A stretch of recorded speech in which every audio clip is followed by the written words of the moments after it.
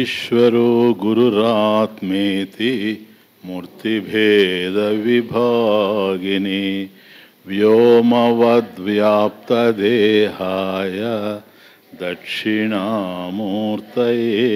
నమః. శృతిస్మృతిపురాణానాం ఆలయం కరుణాలయం నమామి భగవత్పాదం శంకరం లోకశంకరం. శ్రీశంకరానంద గురుపాదాంబుజన్మనే సవిలాస మహామోహ గ్రాహగ్రాసైక కర్మణే. సహనౌ భునక్తు సహ వీర్యం కరవావహై తేజస్వినావధీతమస్తు మా విద్విషావహై. ఓం శాంతి శాంతి శాంతి. అవాంతరేణ వాక్యేన పరోక్షా బ్రహ్మధీర్భవేత్. సర్వత్రైవ మహావాక్య విచారాదపరోక్షధీః. బ్రహ్మ అపరోక్ష్య సిద్ధ్యర్థం మహావాక్యమితీరితం. వాక్యవృత్తావతో బ్రహ్మ ఆపరోక్ష్యే విమతిర్నహి.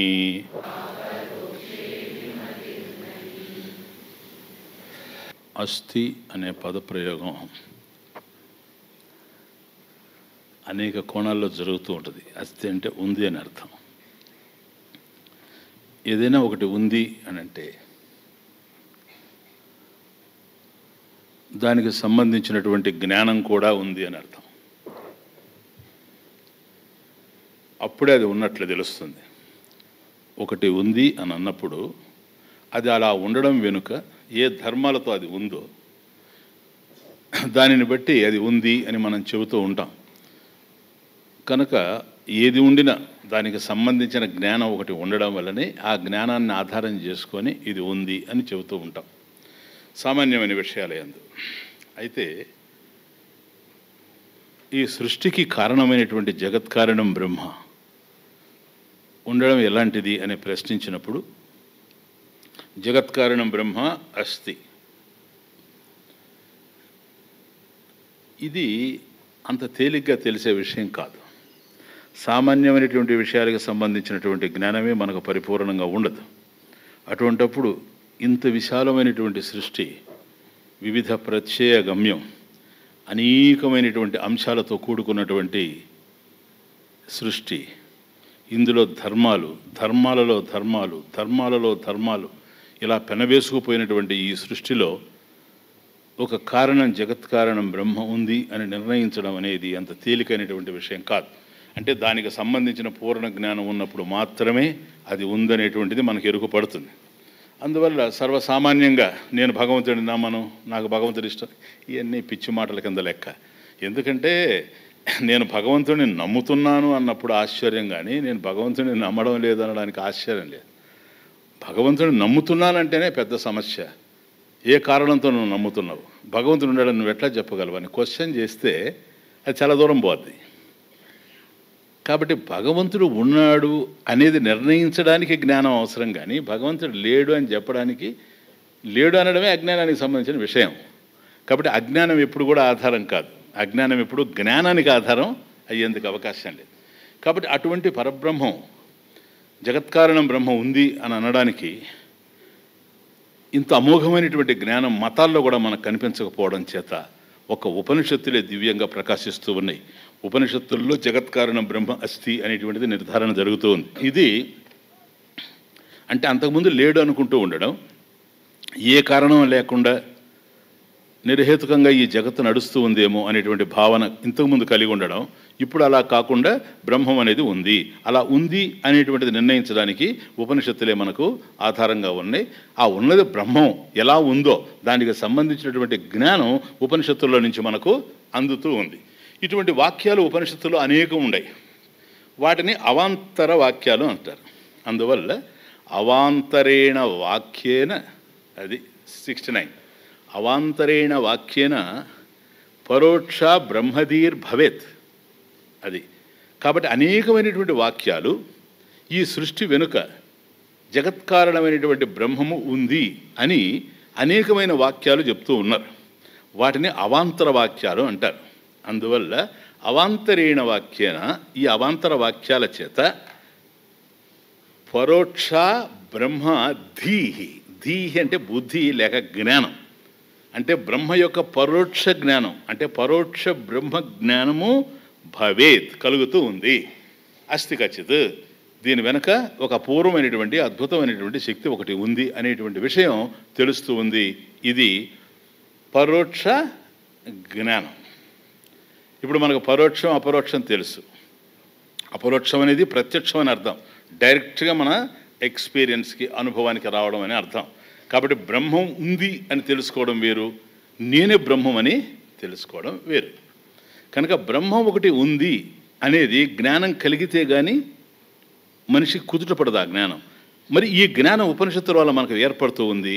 ఇటువంటి బ్రహ్మం ఒకటి ఉంది, జగత్కారణమైనటువంటి బ్రహ్మం ఒకటి ఉంది అని తెలియజేయడానికి అవాంతర వాక్యాలు అనేకం ఉన్నాయి. ఇప్పుడు సర్వం కల్విదం బ్రహ్మ, నిహనానాస్తి కించన, ఈశావాస్యం ఇదగం సర్వం యత్కించం జగచ్చాం, ఎన్నో, ఒకటి కాదు రెండు కాదు, ఉపనిషత్తులంతా కూడా అవాంతర వాక్యమయం, ఒక మాటలో చెప్పాలంటే.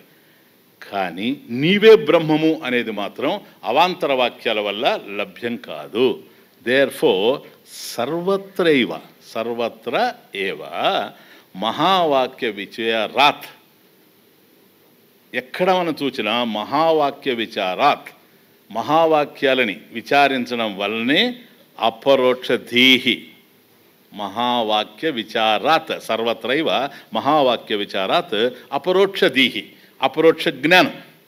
కాబట్టి నేనే బ్రహ్మము అనేటువంటి జ్ఞానం కలగడం మాత్రం మహావాక్యాల ద్వారా కలగాల్సిందే, కానీ అవాంతర వాక్యాల ద్వారా కలిగేందుకు అవకాశం లేనే లేదు. అవాంతర వాక్యాల ద్వారా క్లియర్గా పెట్టుకోండి మనసులో, అవాంతర వాక్యాల ద్వారా పరోక్ష జ్ఞానం కలుగుతుంది. ఉపనిషత్తుల్లో ఉండేటువంటి అవాంతర వాక్యాల వల్ల పరోక్ష జ్ఞానం కలుగుతుంది. మహావాక్యాలు ఏవైతే ఉన్నాయో అవి మాత్రం సూటిగా అపరోక్ష జ్ఞానాన్ని అందించేస్తాయి, డైరెక్ట్ నాలెడ్జ్ అంతే. నేనే బ్రహ్మం అనేటువంటి జ్ఞానం మీకు మహావాక్య విచారం వల్ల కలుగుతుందే కానీ వాక్య విచారం వల్ల కలగదు. వాక్య విచారం ఎంతవరకు హెల్ప్ చేస్తుందంటే జగత్కారణం బ్రహ్మ ఉన్నది అనేటువంటి దాన్ని నిర్ధారణ చేస్తుంది, సహేతుకంగా నిర్ధారణ చేస్తుంది, సలక్షణంగా సశాస్త్రీయంగా నిర్ధారణ చేస్తూ పోతుంది. కాబట్టి 70 బ్రహ్మపరోక్ష సిద్ధ్యర్థం మహావాక్యం ఇది ఈరితం, ఇది చూచాం.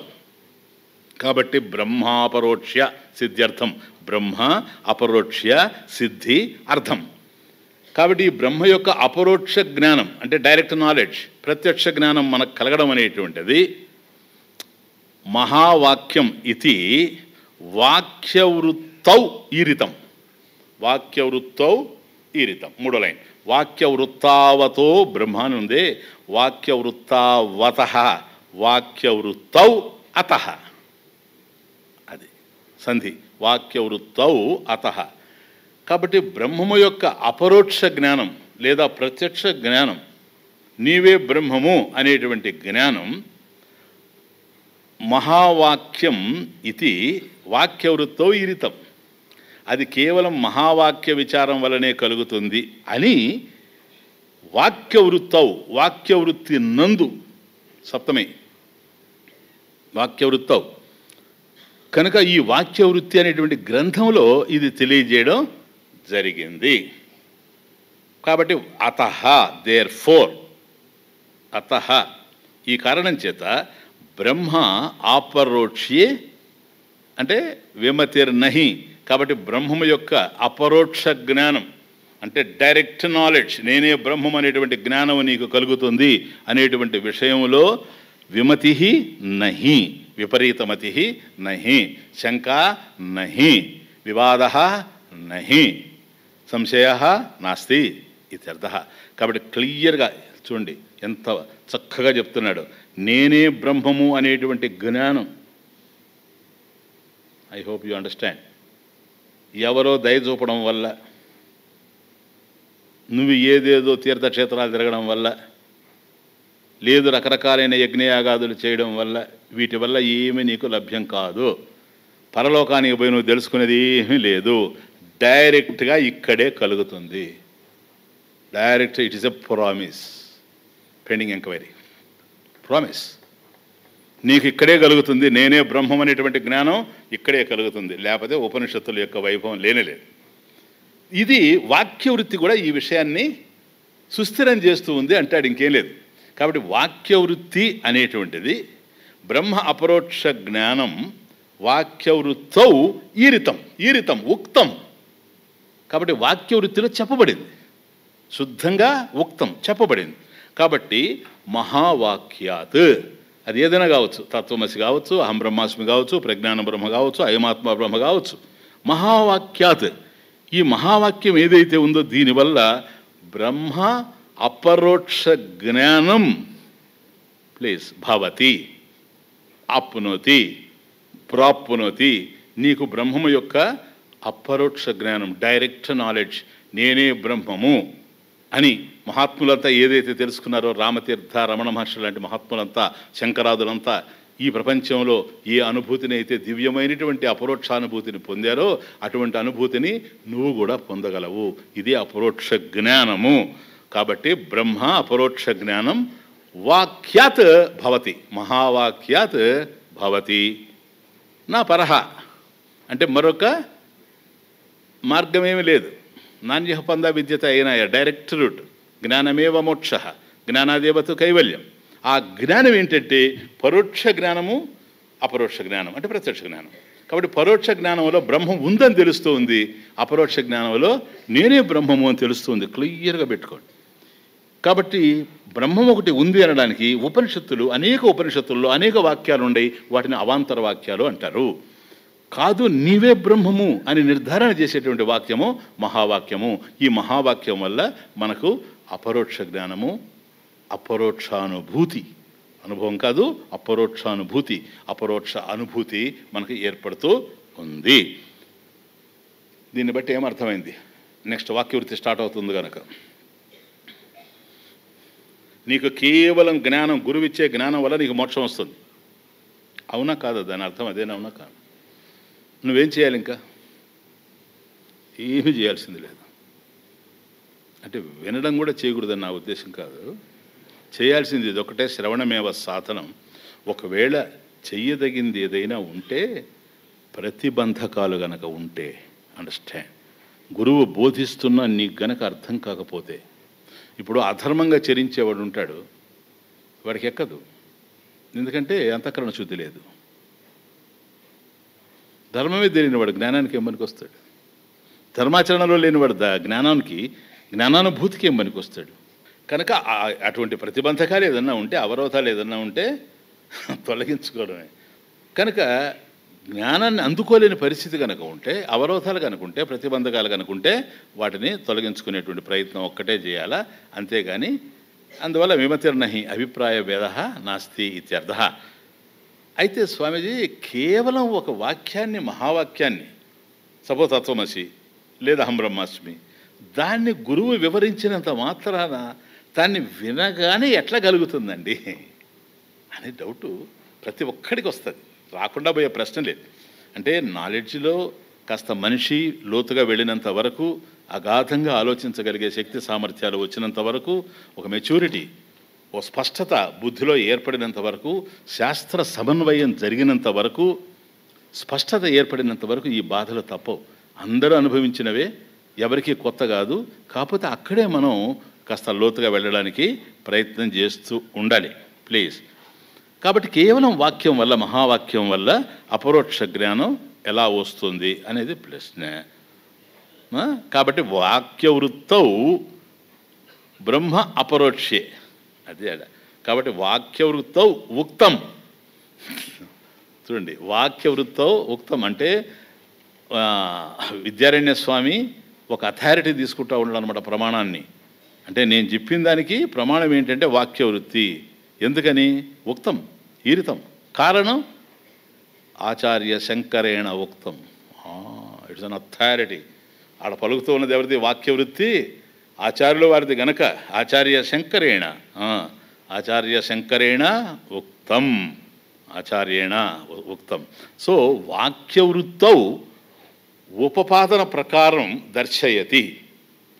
కాబట్టి వాక్యవృత్తి ఏ విధంగా అయితే చెప్తూ ఉందో, ప్లీజ్, వాక్యవృత్తౌ ఉపపాదన ప్రకారం దర్శయతి. ఇప్పుడు 8 శ్లోకాలు కదులుతాయి వరుసగా, సరేనా? ఎన్ని అవుతాయి ఈరోజు చూద్దాం. ఈ 8 కూడాను విద్యారణ్య స్వామి బుద్ధిలో నుంచి ఆలోచించి కంపోజ్ చేసి రాసినవి మాత్రం కావు.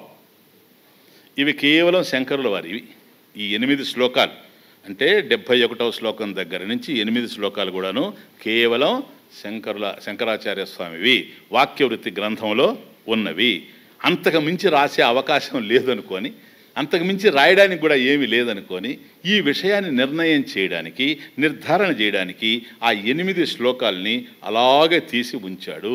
ఇవి తన అనుకుంటారేమోనని ముందుగా వాక్యవృత్తావతో బ్రహ్మాపరోపక్షే విమతిర్నహి అనేది కూడా సూచించాడు. ఇది వాక్యవృత్తిలో నుంచి తీసుకోవడం జరిగిందని. సో ఇది ఫస్ట్ శ్లోక, అంటే 71 ఆచార్యుల వారి గ్రంథం వాక్యవృత్తిలోది. ప్లీజ్ దాన్ని చూసుకొని వాక్యవృత్తో ఉపపాదన ప్రకారం దర్శయతి. ఇప్పటి వరకు మనం చూసిన ఈ సత్యాన్ని వాక్యవృత్తిలో ఆచార్యుల వారు ఎట్లాగైతే ఉపదేశించారో ఆ మార్గంలో దాన్ని దర్శించడానికి ఇప్పుడు మనం ప్రయత్నం చేస్తున్నామని అర్థం. ఆలంబనతయా భాతి యోస్మత్ ప్రత్యయ శబ్దయోః అంతఃకరణ సంభిన్న బోధసత్వం పదాభిదః. సో వాక్యవృత్తిలో ప్రధానంగా తత్వమసి వాక్యార్థం అని మీకు చెప్పాను. అహం బ్రహ్మాస్మి కూడా డీల్ చేశారు, కానీ తత్వమసిని ప్రధానంగా తీసుకొని వాక్యవృత్తి 53 శ్లోకాల్లో ఆచార్యులు వారు రచించారు. అహం బ్రహ్మాస్మి అనే దాన్ని ప్రత్యేకంగా చెప్పడం కోసంగా లఘువాక్యవృత్తి 18 శ్లోకాల్లో రాశారు. అదొక గ్రంథం. అట్లా ఉంచండి.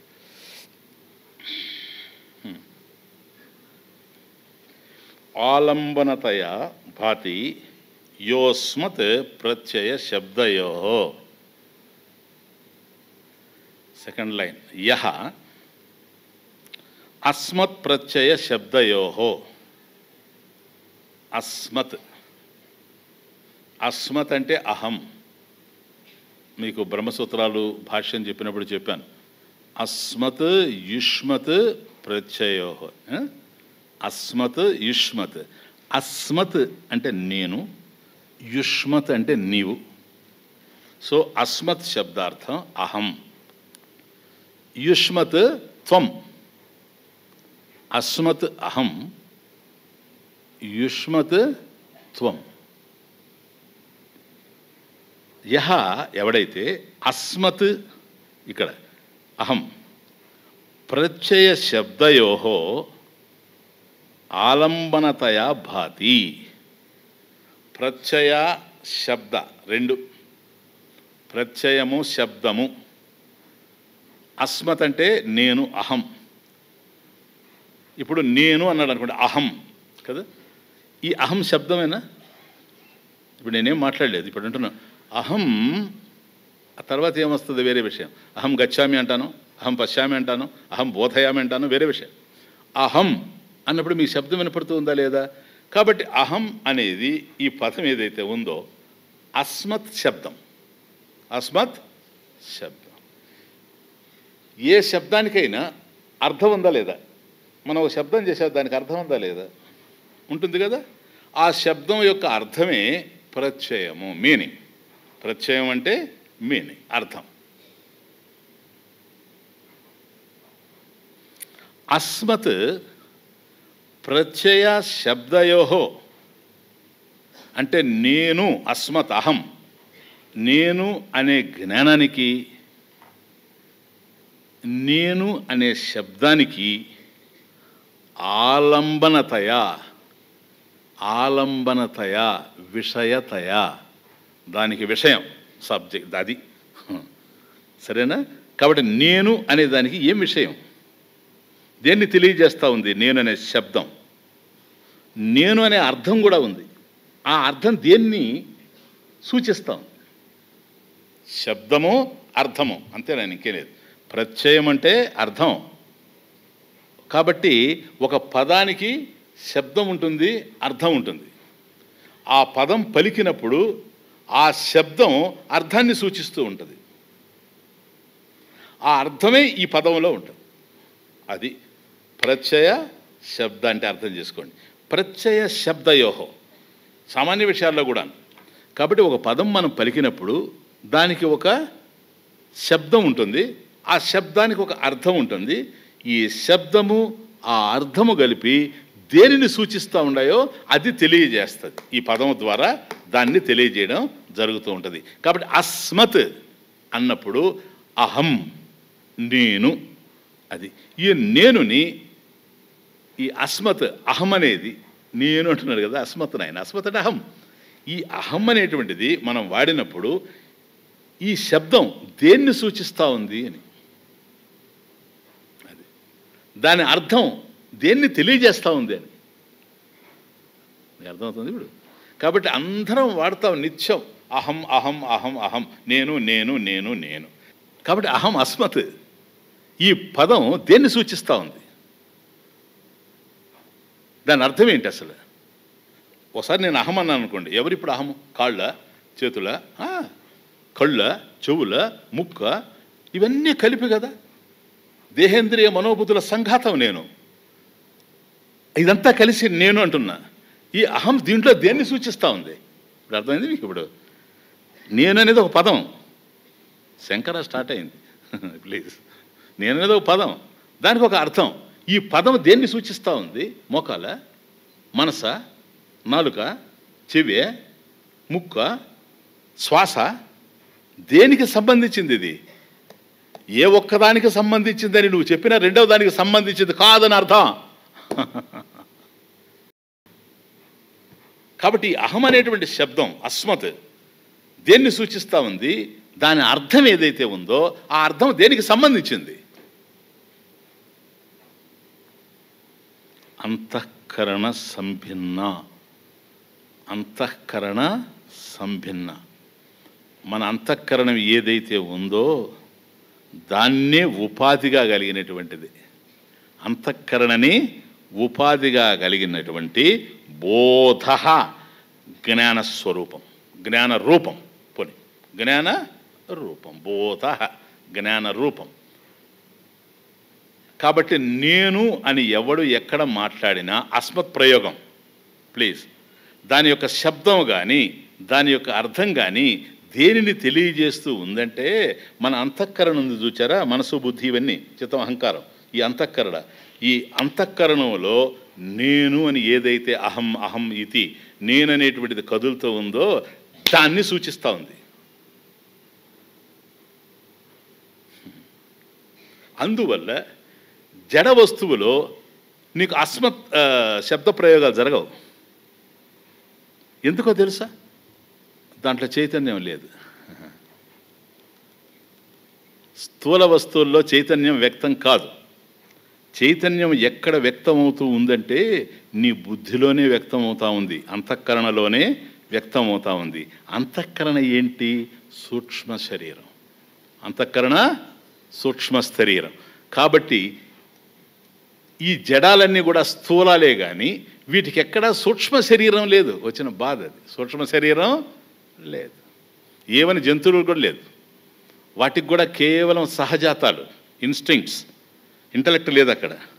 కాబట్టి అంతఃకరణ ఎక్కడుంది అంటే అంతఃకరణ కేవలం మానవుల్లోనే కనపడుతూ ఉంది కనుక, మనోబుద్ధి చిత్త అహంకారాలు అంతఃకరణ చతుష్టయం ఇక్కడే ఉంది కనుక, ఎక్కడైతే అంతఃకరణ ఉందో అక్కడ చైతన్యం వ్యక్తీకరింపబడతా ఉంది, మేనిఫెస్ట్ అవుతూ ఉంది.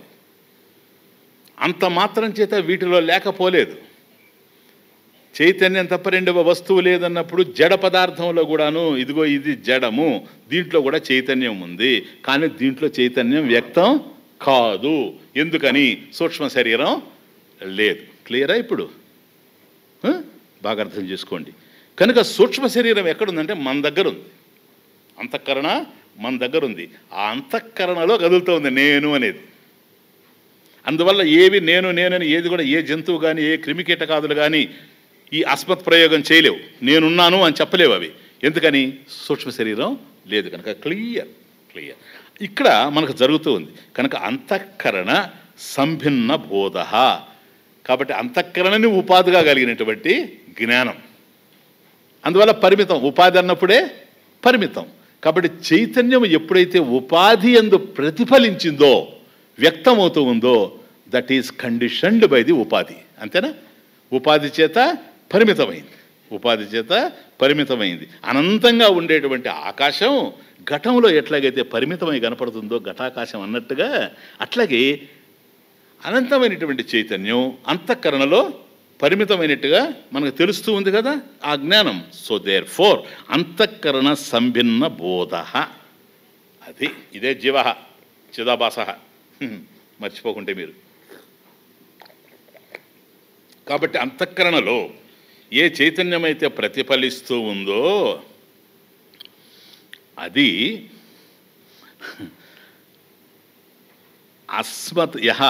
అస్మత్ ప్రత్యయ శబ్దయో ఆలంబనతయా భాతి. అది దానికి ఆలంబనంగా తెలుస్తూ ఉంది. నాయన బాగా అర్థం చేసుకోండి. ఇది ఆ పదం చేత సూచింపబడతా ఉంది. ఆలంబనతయ, విషయతయ. దానికి విషయం ఇది. సరేనా? ఆబ్జెక్ట్ ఆఫ్ నాలెడ్జ్, విషయం. భాతి, ప్రకాశిస్తూ ఉంది. ఆ విధంగా తెలుస్తూ ఉంది అని అర్థం. ప్రకాశిస్తూ ఉందంటే తెలుస్తూ ఉంది.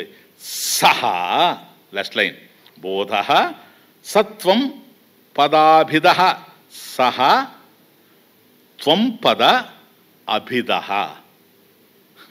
త్వం పద అభిద.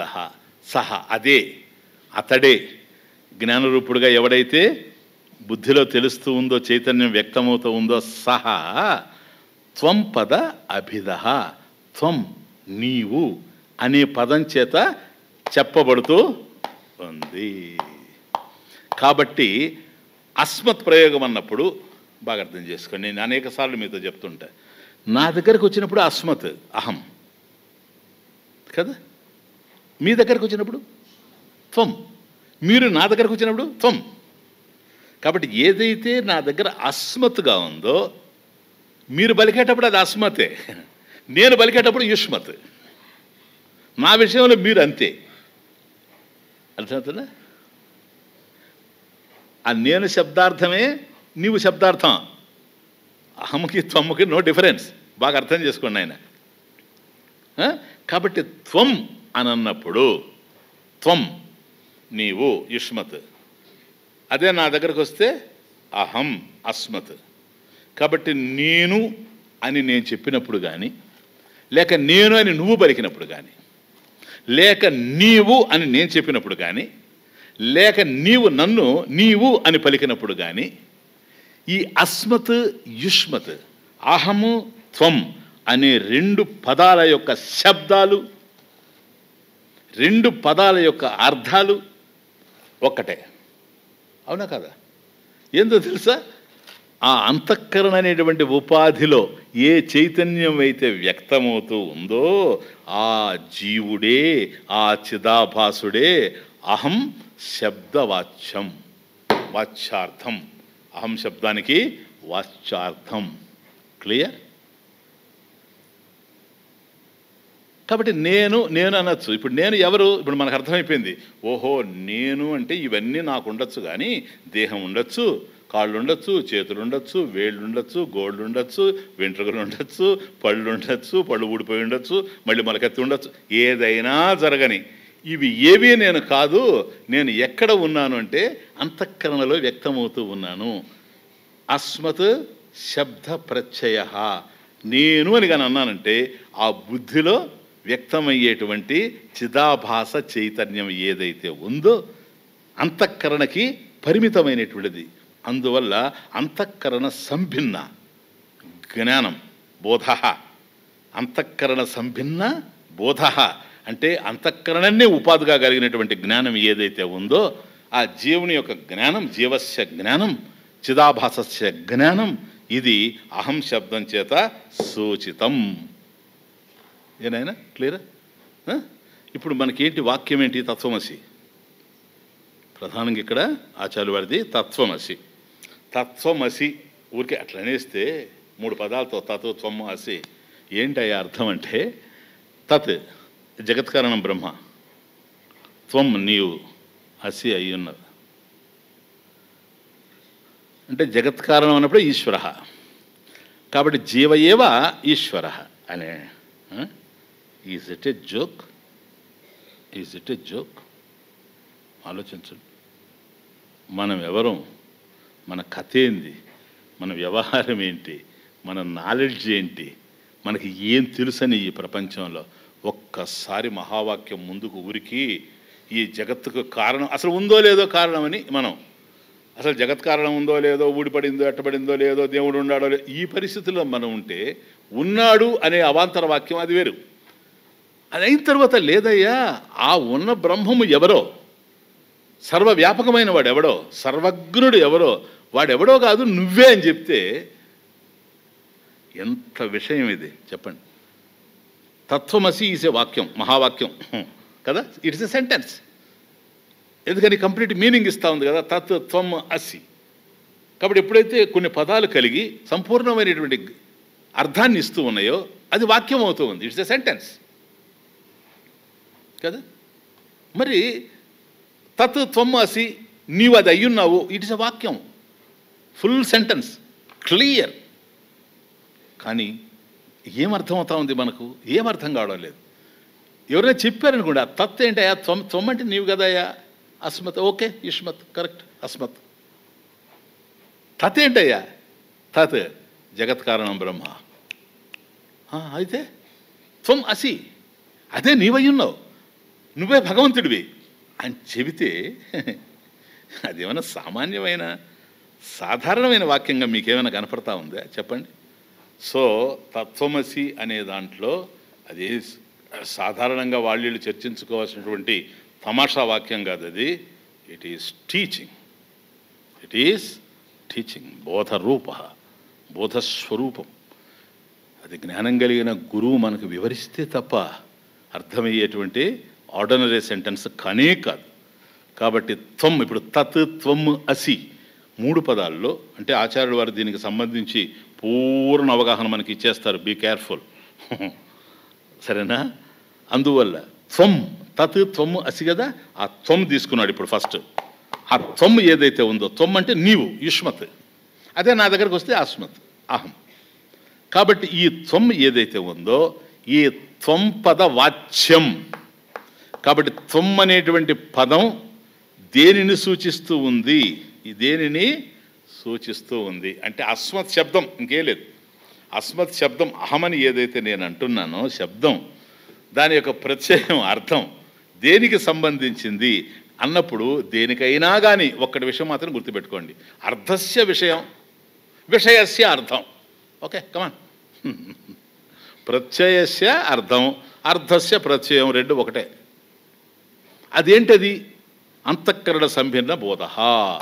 కాబట్టి అంతఃకరణలో ఏ చైతన్యం అయితే వ్యక్తమవుతూ ఉందో ఆ చిదాభాసుడే సార్. ఆ చిదాభాస చైతన్యమే అహం శబ్దేన ఈరితం ఉక్తం. ఉక్తం అంతఃకరణ సంభిన్న.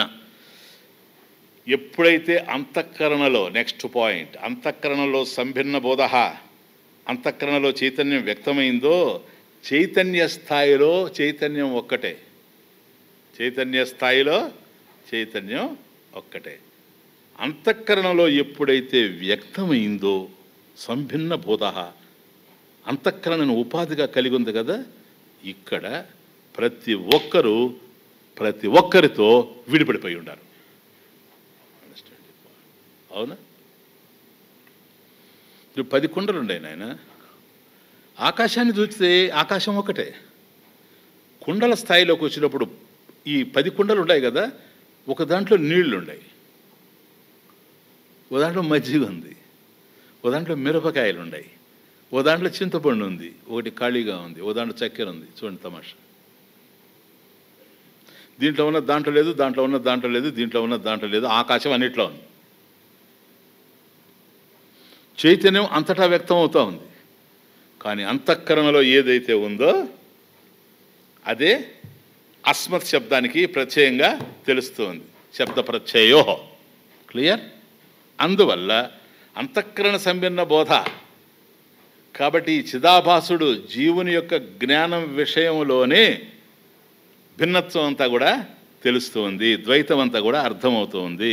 కాబట్టి స్థూల సూక్ష్మ, పోనీ అట్లా తీసేసాను, అంటే స్థూల సూక్ష్మ శరీర అభిమాని త్వం పద వాచ్యార్థ. అంతే. త్వం పద వాచ్యార్థ. త్వం ఆర్ అహం. దాంట్లో ఇంకా మీకు డౌట్ అవసరం లేదు. యుష్మత్ అస్మత్. అహమని నేనంటాను, మీ దగ్గరకు వస్తే త్వం అంటాను, మీరు అహం అంటారు, నా దగ్గరకు వస్తే త్వం అంటారు, అంతే, ఇంకే లేదు. కాబట్టి యుష్మత్ అస్మత్ శబ్ద ప్రత్యయో.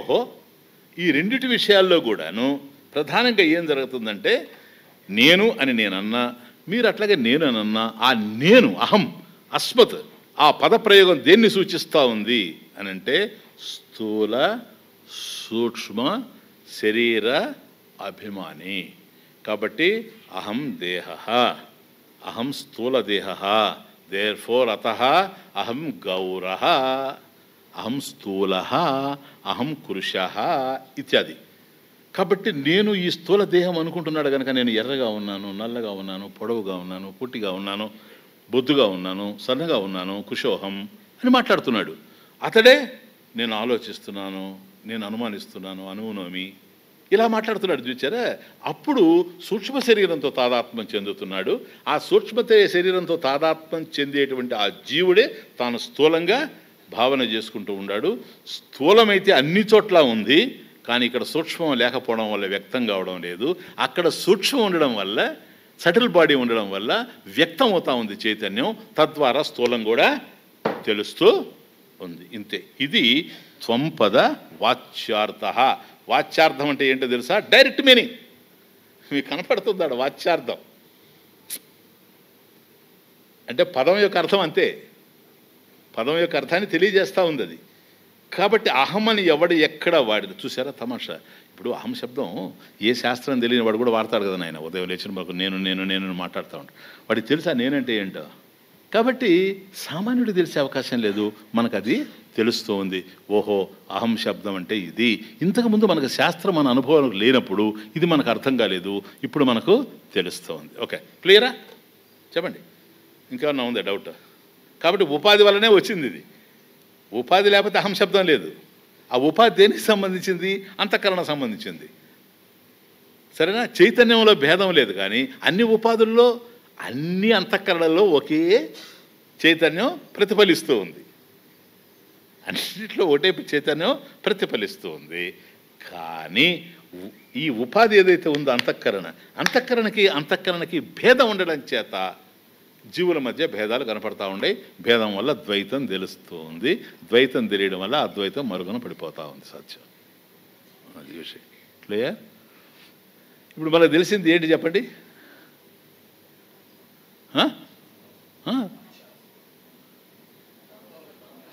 పదం చెప్పండి, ఊరికే వ్యాఖ్యానాలు అవసరం లేదు. త్వం. కాబట్టి తత్ త్వము అసి. త్వము తెలిసింది కదా, ఇంకొకటి తెలుసుకుంటారా? తత్. త్వం అన్నప్పుడు మనం కలిసిపోయినాం. ఎందుకంటే మీరు త్వమ్మని నన్ను అనడం, నేను మిమ్మల్ని త్వమ్ అనడం, నేను త్వమ్ అనగానే మీరు అహం అనడం, మీరు త్వమ్ అనగానే నేను అహం అనడం, అస్మత్ యుష్మత్. ఓకే, నా తాత్. ఇప్పుడు చూడు, ఈ రెండు మనం ఎక్కడ లేమాట. యుష్మత్ అన్నా అస్మత్ అన్నా అహమన్నా త్వమ్మన్నా మీరో నేనో ఎవరో ఒకరు కనపడుతున్నాం. తత్ అనేటప్పటికీ తత్ దట్, అది. అది అంటే నువ్వు నేను గాంధీ. అంతేనా? అది నువ్వెట్లా అవుతావు, అది నేను ఎట్లా అవుతాను? కాబట్టి అది అనేది ఎప్పుడైతే వినపడిందో తత్, అది నువ్వు కానిది నేను కానిది కదా, అదేందో తెలియాలి మళ్ళీ. కమా. మాయోపాధిర్జగద్యోని సర్వజ్ఞత్వాదిలక్షణ పారోక్ష్య శబలః సత్యాది ఆత్మకస్తత్పదాభిదః. కాబట్టి అంతఃకరణ సంభిన్న బోధ జీవ. అవునా? త్వంపద వాచ్యార్థ జీవ ఉపాధిగత అవిద్యా ఉపాధి యస్య. అంతేనా? జీవుడు చిదాభాసుడు. క్లియర్. ఆయన స్థూల సూక్ష్మ శరీర అభిమాని. కాబట్టి సూక్ష్మమునందు చైతన్యము ప్రతిఫలిస్తూ ఉంది. కాబట్టి అంతఃకరణ ఉపాధిగా కలిగి ఉండాడు. అజ్ఞానం అది. కాబట్టి అవిద్యోపాధి సన్ జీవ ఇత్యుచ్యతే. క్లియర్. నెక్స్ట్, మాయోపాధి. అవిద్యను ఉపాధిగా కలిగిన వాడు జీవుడు. అవిద్యోపాధి సన్ ఆత్మ జీవ ఇత్యుచ్యతే. అవునా? ఇప్పుడు ఇది మాయ. మాయోపాధి సన్ ఈశ్వర ఇత్యుచ్యతే. నువ్వు కాదు, నువ్వు జీవుడివే, నేను జీవుడివే. అస్మత్ యుష్మత్. ఇప్పుడు తత్. ఈ తత్ అనేది మాయోపాధి, మాయను ఉపాధిగా కలిగినటువంటి వాడు. మాయా ఉపాధి యస్య ఈశ్వర. ఈశ్వర. కాబట్టి తత్ ఏదో కాదు, ఈశ్వరుడు. ఈశ్వరుడు అంటే మనం స్టార్ట్ అయ్యామే, అక్కడికి వస్తున్నాం మళ్ళీ. ఎవరండి ఈశ్వరుడు? జగద్యోని మాయోపాధి జగద్యోని. మాయోపాధిర్జగద్యోని. మాయోపాధి మాయను ఉపాధిగా కలిగినటువంటి వాడు.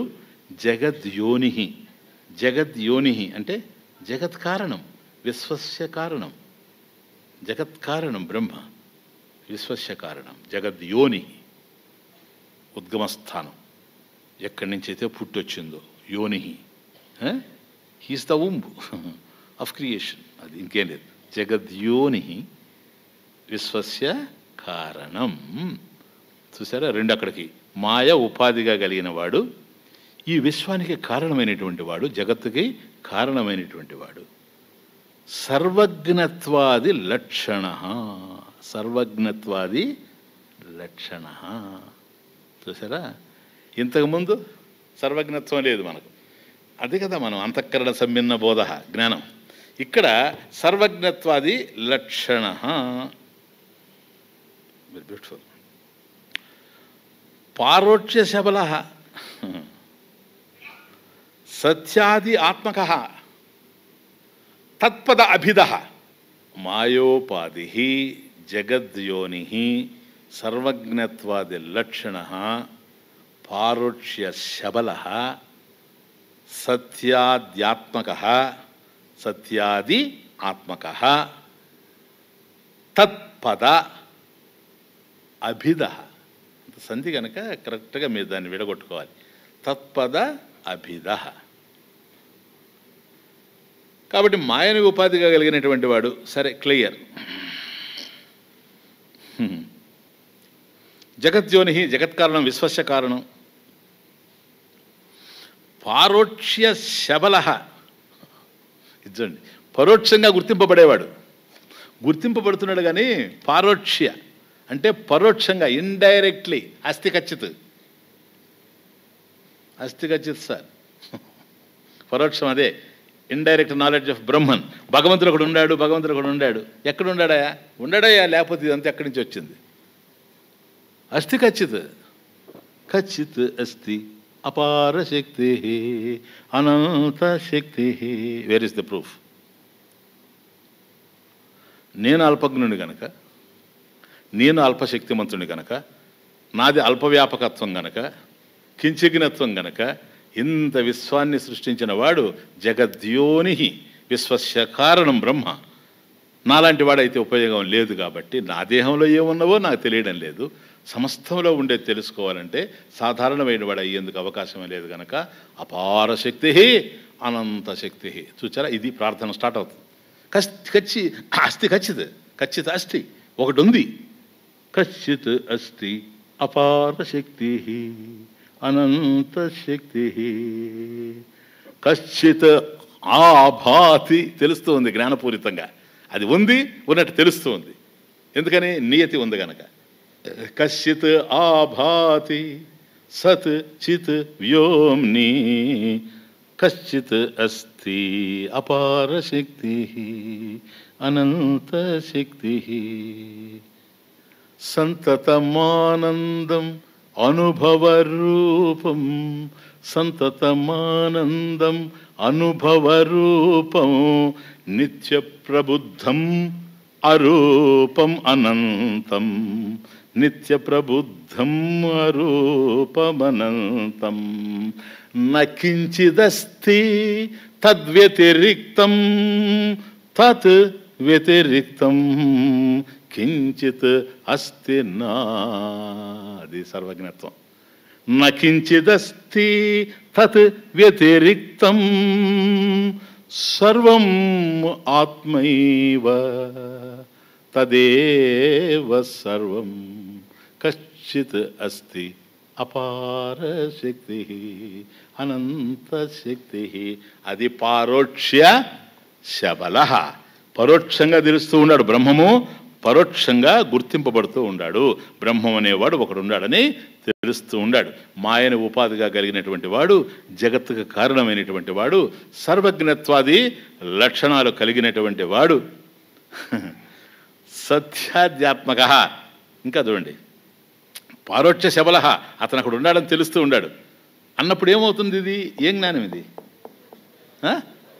పరోక్ష జ్ఞానం. పరోక్ష జ్ఞానం ఏ లక్షణం? ఎగ్జాక్ట్లీ తటస్థ లక్షణం. యతో వయమాని భూతాన్ని జాయంతే, తటస్థ లక్షణం. తటస్థ లక్షణంతో తెలుస్తూ ఉండేవాడు పారోక్ష శబల అన్నప్పుడే. సర్వజ్ఞత్వాది లక్షణం జగద్యోని. యతో వయమాని భూతాన్ని జాయంతే, అదిగో ఆ ఇంటి మీద కాకి ఉంది ఆ ఇళ్ళే అని చెప్పినట్టుగా తటస్థ లక్షణం.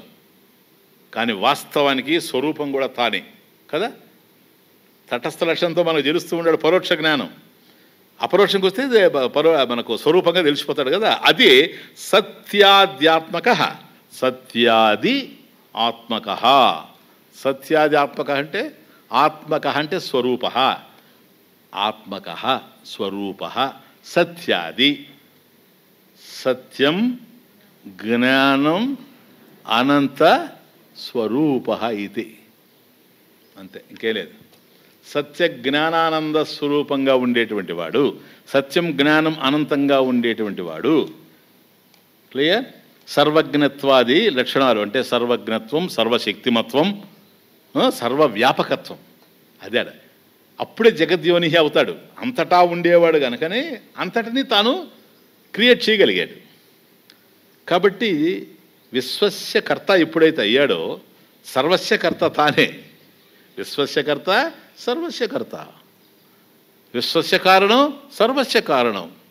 సర్వస్య కారణం తానైనప్పుడు సర్వత్రా ఉండాలి. సర్వత్రా ఉండడం అనేటువంటిది సర్వవ్యాపకత్వం. సర్వత్రా ఉన్నప్పుడు అది తెలిసి ఉండాడా తెలియకుండా ఉండాడా దానికి సంబంధించిన జ్ఞానం. తెలిసే ఉండాడు, సర్వజ్ఞత్వం. దాంట్లో ఉన్న శక్తి తనదేనా కాదా? సర్వశక్తిమత్వం. అదేడా సర్వశక్తిమత్వం, సర్వజ్ఞత్వం, సర్వవ్యాపకత్వం. అండర్స్టాండ్? ఇవన్నీ కూడా కలిగినటువంటి వాడు ఈశ్వర. అది స్వరూపానికి వచ్చేటప్పుడు సత్య జ్ఞానానంద స్వరూప ఆత్మక స్వరూప. స్వామిజీ చెప్పు, సత్యం అంటే పోలేదా? మరి సత్యం, జ్ఞానం, అనంతం 3 వర్డ్స్ అవసరమా? యదస్తి తత్ సత్యం. సత్యం పరమేశ్వరుడే కదా, సత్యమేవ జయితే, పరమేశ్వరుడు ఒక్కడే సత్యం. ఓకే, మళ్ళీ జ్ఞానం ఏంది, అనంతం ఏంటి? ఎంత అద్భుతమైనటువంటి యూసేజ్ అంటే అది.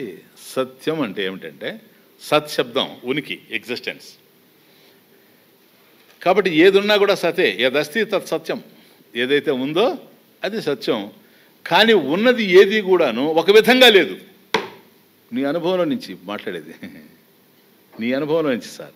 ఒకటి ఉందనుకోండి, అది ఎప్పుడూ ఒక విధంగా లేదు. ఈరోజు అలా ఉండొచ్చు, రేపు అది ఇంకొక విధంగా మారిపోవచ్చు, లేదా ఈరోజు ఉన్నట్టు ఉండకపోవచ్చు, లేదా లేకుండా కూడా పోవచ్చు. ఉన్నది లేకుండా పోయే అవకాశం ఉంది. కాబట్టి సత్యం అన్నప్పుడు తత్ ఏదో దానికి సంబంధించిన పూర్ణ జ్ఞానం ఇవ్వదేమోనని ఋషులకు డౌట్. ఎందుకంటే ఇన్ని రకాలుగా పోతా ఉంది గనక సత్యం. విశ్వస్య కారణం అన్నాం అనుకోండి, అప్పుడు కూడా డౌటే వస్తుంది. నీకు కారణం అనగానే మృత్పిండేనా? మళ్ళీ ఇప్పుడు కుండలన్నీ ఉన్నాయి కార్యరూపంలో. కుండలకి కారణం ఏంటంటే ఏం చెప్తాం మనం? మృత్తిక. మృత్తికి జడం కదా, జడమవునా కాదు అది. ఈశ్వరుడు కూడా, కారణమైన ఈశ్వరుడు కూడా జడమేనా? కాదు. therefore second word is needed. జ్ఞానం,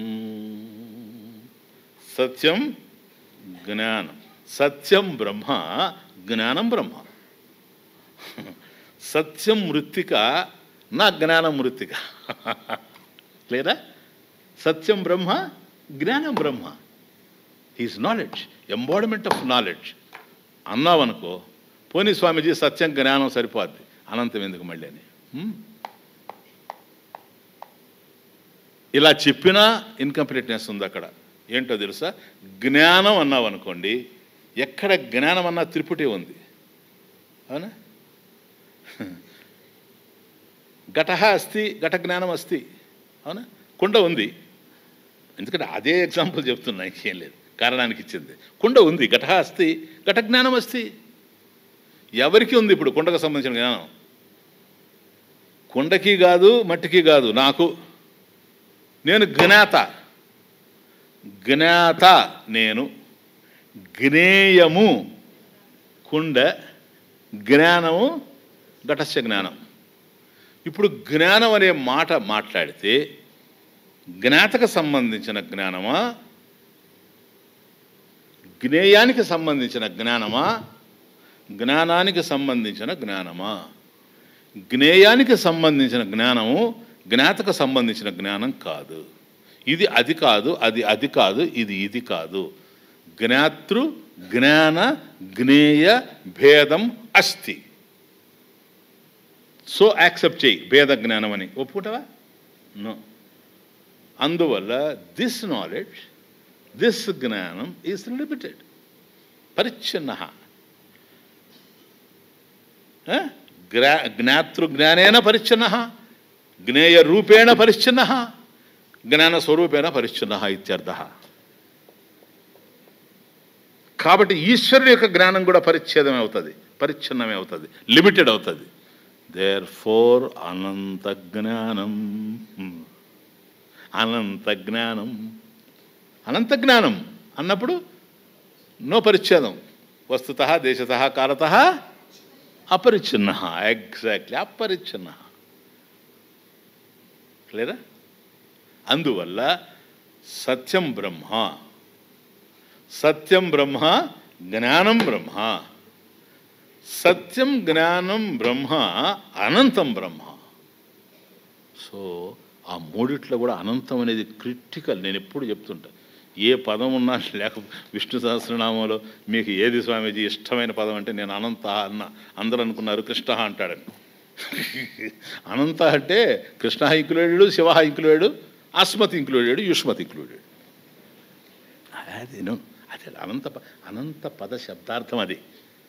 అది కూడా శబ్ద ప్రత్యయో అనంత అని ఎప్పుడైతే అన్నాడో it's all inclusive. Inclusive of all things, not exclusive of anything, not exclusive of anything. That is Anantha. Very beautiful word, very beautiful word. ఎవడు అసలు అనంతం అనే దాన్ని డిఫైన్ చేయలేడు ఉపనిషత్తులు తప్ప.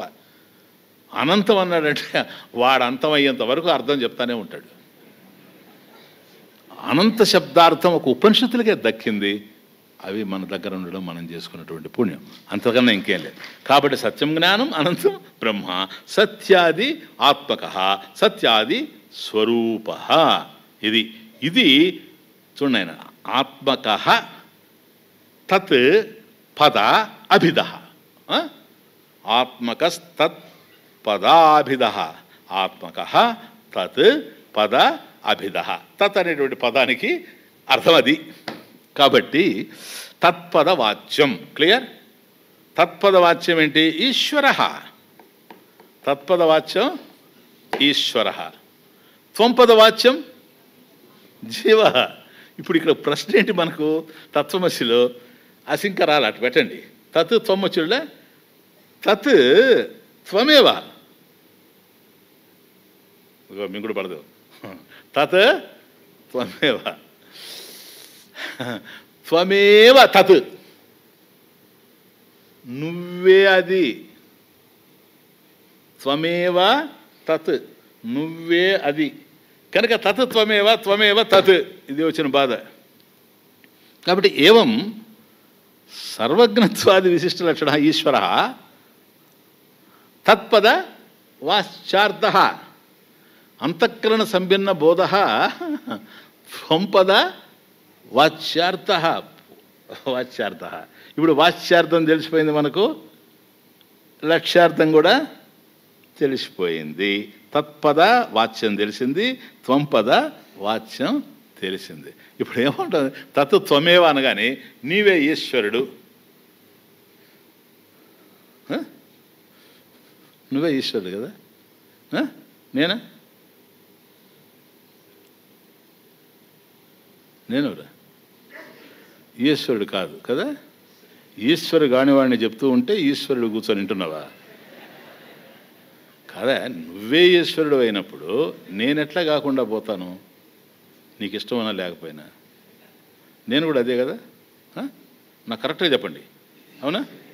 ఆయన ఊరా, ఆమె ఊరా, పోనీ ఈశ్వరి, అది కాదు జెండర్ పెట్టుకుంటే. What is is how many Ishwaras are there?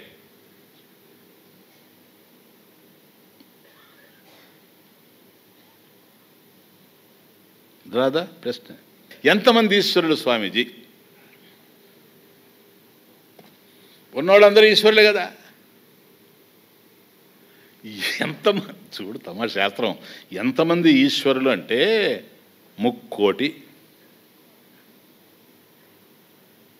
3,000,000 దేవతలు. ఎంతమంది అండి మీకు దేవతలు? ఇదే కదా విమర్శ ఇతర మతాలు. ఏందండి ఆ హిందూ మతం చచ్చిపోతామండి. ఎందుకని? ఎంతమంది దేవుళ్ళు అండి. అటు తిరిగితే చెట్టు దేవుడు, ఇటు తిరిగితే రాయి దేవుడు. చెట్టు కొట్టుకోవాలో తెలియదు, రాయితో తల కొట్టుకోవాలో తెలియదు. ఎంతమంది అండి, ఎంతమంది? ఇంద్రుడు, చంద్రుడు, వాడు, వీడు, ఎంతమంది? అవును సార్, 3,000,000, 3 కోట్లు, 10 కోట్ల, 10 కోట్లు, 100 కోట్ల, 100 కోట్లు. యావాడుంటే వాడంతా ఈశ్వరుడు కదా. ఎక్కడంటే వీడు ఈశ్వరుడు, వాడు కీశ్వరుడు కనుక అయితే డిఫరెన్స్. ఆర్ఆర్ ఈశ్వర సార్. ఇంతమంది ఈశ్వరులు ఉండేటప్పుడు ఈశ్వరుడు ఒకడేనని చెప్తే ఎట్లా నమ్ముతారు సార్? అందుకనే సార్ కాంచీపురంలో ఏకాంబరేశ్వరాలయం సార్. ఏకాంబరేశ్వరాలయం అదే. ఎంతమంది ఈశ్వరులు ఉన్నా ఈశ్వర చైతన్యం ఒకటే, కానీ రెండు కాదు అని తెలియజేయడానికి కంచిలో మనకు ఏకాంబరేశ్వరాలయం ఒకడే ఈశ్వర. అర్థమవుతుంది? ఇవన్నీ నిగూఢం. ఎంత పెద్ద ఆలయాలు కట్టారు. ఏకాంబరేశ్వరాలయం చూస్తే కంచిలో ఎంతమంది చూచారో నాకు తెలియదు, కానీ ఎటువంటి ఆలయం అది! ఆ గాలిగోపురం చూస్తే, లోపలి పోయి చూస్తే ఎంత అద్భుతమైనటువంటి ఆలయం. ఈ సత్యాన్ని జీర్ణించుకున్నటువంటి ఒక రాజు తనకు జీర్ణమైనటువంటి ఈ సత్యానికి ఒక ప్రతిరూపాన్ని బాహ్యంలో ఇవ్వడానికి ఏకాంబరేశ్వరాలయం. దాని వెనక ఇది ఉంది అంతే, ఏకాంబరేశ్వరాలయం. How many Ishwaras? All are Ishwaras. ఈశ్వరుడు కానివాడు ఎవడున్నాడు? అందరూ ఈశ్వరుడు. ఎందుకని? చైతన్యం ఒక్కటే, ఈశ్వరుడు కూడాను ఒక్కటే. కాబట్టి సత్యం జ్ఞానం అనంతం. ఇప్పుడు తత్పద వాచ్యార్థం తెలిసిపోయింది, త్వంపద వాచ్యార్థం. నాయన వాచ్యార్థం అంటే మర్చిపోబాకండి. ఏంటది వాచ్యార్థం అంటే? అదే డైరెక్ట్ మీనింగ్. డైరెక్ట్ మీనింగ్ మనకి ఏది తెలుస్తుందో అది వాచ్యార్థం. సరేనా? ఆ వాచ్యార్థంలో ట్రబుల్ వస్తుంది. అక్కడ ప్రాబ్లం ఎక్కడ వస్తుందంటే వాచ్యార్థంలోనే వస్తుంది సార్. కమాన్. ప్రత్యక్ పరోక్షతైకస్య సద్వితీయత్వపూర్ణత విరుధ్యేతే యతస్తస్మాత్ లక్షణా సంప్రవర్తతే. సిన ప్రత్యక్ పరోక్షత ఏకస్య సద్వితీయత్వ పూర్ణత విరుధ్యేతే. అక్కడ చూడండి. ఇప్పుడు వరకు లక్షణం మనం రాలే, మనకి ఎంతసేపు వాక్యం వాక్యం వాక్యం అంటూ వచ్చాం. కాబట్టి తత్పద వాచ్యార్థం, త్వంపద వాచ్యార్థం చూసుకుంటూ వచ్చాం. తత్వమసి అనేది ఒక వాక్యం అని తీసుకున్నాం. వాక్యంలో ఉండేటువంటి పదాలని మనం విస్పష్టంగా అర్థం చేసుకుంటూ వస్తున్నాం. అసలు ఏంటి దీనికి డైరెక్ట్ మీనింగ్ ఏంటి? త్వం ఉంది, త్వమ్ముకి ఏంటి డైరెక్ట్ మీనింగ్? తత్ ఉంది, తత్కి ఏంటి డైరెక్ట్ మీనింగ్? అయ్యా ఇప్పుడు మనకు త్వమ్ము తెలిసిపోయింది. త్వమ్ అంటే ఏదో కాదు, అంతఃకరణంలో ప్రతిఫలించేటువంటి చిదాభాస చైతన్యం, జీవ చైతన్యం ఏదైతే ఉందో దాన్ని మనం సూచిస్తూ ఉన్నాము అహం శబ్దార్థం చేత. కాబట్టి శబ్ద ప్రత్యయాలు దాన్ని తెలియజేస్తూ ఉన్నాయి. మరి ఈశ్వర అనేటప్పుడు సర్వానికి సంబంధించింది కదా. కాబట్టి సర్వజ్ఞత్వాది లక్షణ మాయోపాధి సర్వస్య కారణం జగద్యోని సచ్చిదానంద స్వరూప పరోక్ష శబల తటస్థలక్షణేన. ఇవన్నీ కూడా మనకు అర్థమైపోయింది. ఇవి తత్పద వాచ్యార్థం. ఇప్పుడు ఈ రెండింటిని కలపడం కుదరదు. ఎట్లా అంటే అదిగో అక్కడ ఆచార్యులు వారు అంటున్నారు, అయ్యా ప్రత్యక్షం. ప్రత్యక్ అంటే ప్రత్యక్షం, అది అపరోక్షం. అంటే మనకు బాగా స్పష్టంగా అనుభవంలో తెలిసిపోయేది. పరోక్షత ఇండైరెక్ట్, రిమోట్, ఎక్కడో ఉండేది. ఏకస్య, అది ఏకస్య ఏవ. ఆ ఏకస్య ఇంపార్టెంట్, అక్కడి నుంచి తీసుకోండి.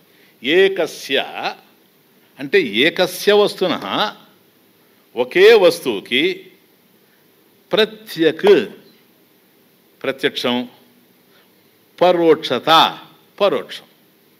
ఒకే వస్తువుకి ప్రత్యక్షం పరోక్షం అంటే ఏమిటి? ఒకే వస్తువుని గురించి మనం మాట్లాడుతున్నాం, అది ఎక్కడుందా అంటే ప్రత్యక్షంగా ఉందంటున్నాం, ఎక్కడుందంటే పరోక్షంగా ఉందంటున్నాం.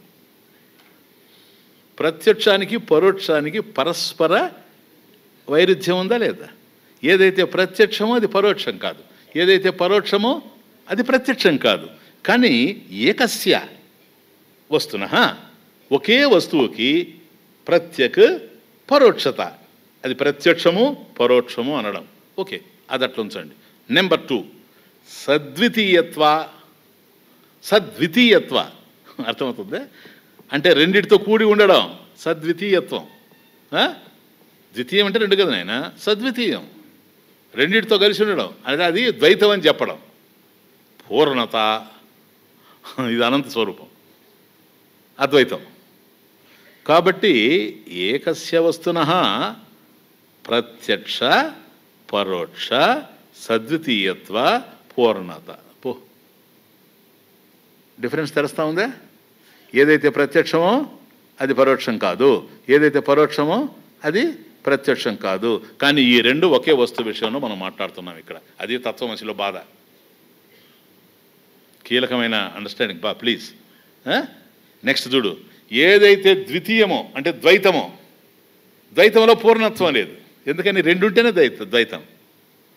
పూర్ణత్వం ఎక్కడ వస్తుంది? ఏకంలో కాదు, అద్వితీయంలో వస్తుంది.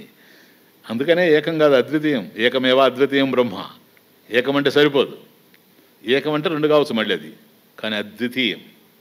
కాబట్టి ద్వితీయం అద్వితీయం పోనీ అటు తీసుకోండి. సద్వితీయం పూర్ణత, పూర్ణత అద్వితీయం. కాబట్టి ప్రత్యక్షం పరోక్షం, ద్వైతం అద్వైతం, సద్వితీయం అద్వితీయం. విరుధ్యతే,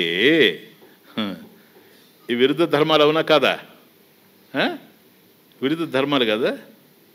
అదే ఇక్కడ పాయింట్ ఏంటంటే, ఈయనే ఆయన ఇప్పుడు ఎక్కడికి దాకపోయాను నేను, తత్ త్వమేవా త్వమేవా తత్. ఎట్లా సార్, ఎట్లా సార్? ప్రత్యక్షమే పరోక్షము, పరోక్షమే ప్రత్యక్షమా? సద్వితీయమే అద్వితీయమో, అద్వితీయమే సద్వితీయమా? క్యా బాధ? ఏంటయ్యా నీ బాధ? త్వమ్ము వేరు కదా సార్, ఏంటి వేరు చెప్పు? అంతఃకరణ సంపన్న బోధ, అంతఃకరణలో ప్రతిఫలించేటువంటి జీవ చైతన్యమే కదా త్వం. నేను అస్మత్ యుష్మత్ పదప్రయోగం. అవును, మరి సర్వజ్ఞత్వము, సర్వశక్తిమత్వము, సత్యాది లక్షణము, పరబ్రహ్మం ఎక్కడయ్యా? జగద్యోని. నేనే జగద్యోని, పిల్లలు లేనని ఏడుస్తుంటే కాదు. వాడు పెళ్లి చేసుకొని తీర్థక్షేత్రాలను తిరుగుతూ ఉండే. ఓ తీర్థక్షేత్రంలో ఎవడు ఉపన్యాసం పెట్టుకుంటే వాడు కూర్చుంటే తత్వమసి త్వమేవ జగద్యోని అంటుంటే వాడికి ఎట్టుంటుంది? నేను సికింద్రాబాద్ నుంచి గయకి ఎందుకు వచ్చాను? ఇక్కడ ఏదైనా స్నానం గీనం చేసి అటు పోయి తిరిగి పోతే, కాశీలో స్నానం చేస్తే నాకు పిల్లలు పుడతారని నేను పుడితే, అందరినీ కలింది నువ్వే అని నాతో చెప్తే జగద్యోని విశ్వస్య కారణం. ఏం చేసుకోవాలి దీన్ని? అందువల్ల ఏదైతే త్వంపద వాచ్యార్థమో, ఏలేనైనా ప్రత్యక్షానికి పరోక్షం ఎట్లా విరుద్ధమో, సద్వితీయత్వానికి అద్వితీయం ఎట్లాగైతే విరుద్ధమో, తత్కి త్వం విరుద్ధం. అది డిస్కషన్, అపోజిషన్, పూర్వపక్ష. ఎందుకో తెలుసా? నన్ను సాహంకారస్య సినం, నన్ను సాహంకారస్య కించిగ్నస్య జీవస్య. నన్ను ఏంటది? నన్ను సాహంకారస్య కించిగ్నస్య, అహంకారంతో కూడినవాడిని నేను నేను నేను ఈ దేహమే నేను, ఈ దేహమే నేను, అది నేను కాదు, ఇది నేను కాదు, ఇదే నేను, ఆస్తి నాది కాదు, ఈ ఆస్తి నేను. సాహంకారస్య కించిగ్నస్య, నాకుండే జ్ఞానం ఇంత. జీవస్య అటు చూస్తే తత్ నిరహంకారస్య సర్వజ్ఞస్య ఈశ్వరస్య తత్వమసీతి మహావాక్యాత్ కథం అభేద బుద్ధి స్యాత్. తత్వమసి అనేటువంటి మహావాక్యం వీళ్ళిద్దరే ఒకటేనంత మాత్రాన ఇద్దరు ఎట్లా ఒకటవుతామయ్యా? పరోక్షం ప్రత్యక్షం కాదు, ప్రత్యక్షం పరోక్షం కాదు, సద్వితీయం అద్వితీయం కాదు, అద్వితీయం సద్వితీయం కాదు. నేను అహంకారిని, ఆయన నిరహంకారి, నేను కించిజ్ఞుడిని, ఆయన సర్వజ్ఞుడు. తత్వమసీతి మహావాక్యాత్ కథం అభేద బుద్ధి స్యాత్. ఉభయో విరుద్ధ ధర్మ ఆక్రాంతత్వాత్ హేతు. ఆ రెంటికి విరుద్ధ ధర్మాలు కనపడతా ఉన్నాయి సార్. కాబట్టి జీవుడు ఈశ్వరుడు అయ్యే అవకాశం లేదు. త్వంపద వాచ్యార్థం తత్పద వాచ్యార్థం ఒకటి అయ్యేందుకు అవకాశం లేదు. ఇతి చేన్నా సిద్ధాంత. ఇతి చేత్ నా, అది ఇతి చేన్నా. ఇతి చే నాకు నావత్తు అంటే ఇతి చేత్ నా. అట్లా గనక అన్నావా నో, తప్పు. నా తప్పు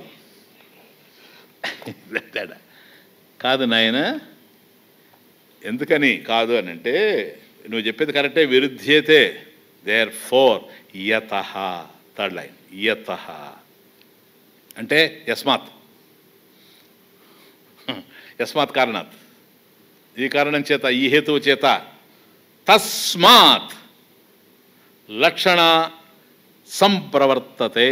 తస్మాత్ లక్షణ సంప్రవర్తతే. చూచారా? ఇప్పుడు తత్వమసి అనేటువంటి మహావాక్యం కదా, అది వాక్యమే కదా. అందుకనే నాయన నీకు ఇట్లా విరుద్ధంగా కనపడతా ఉంది కదా, దాంట్లో ఉండే వైరుధ్యం తొలగాలి అంటే ఆ వాక్యం ఏం వాక్యం అర్థం చేసుకో చూడు. It's an equation.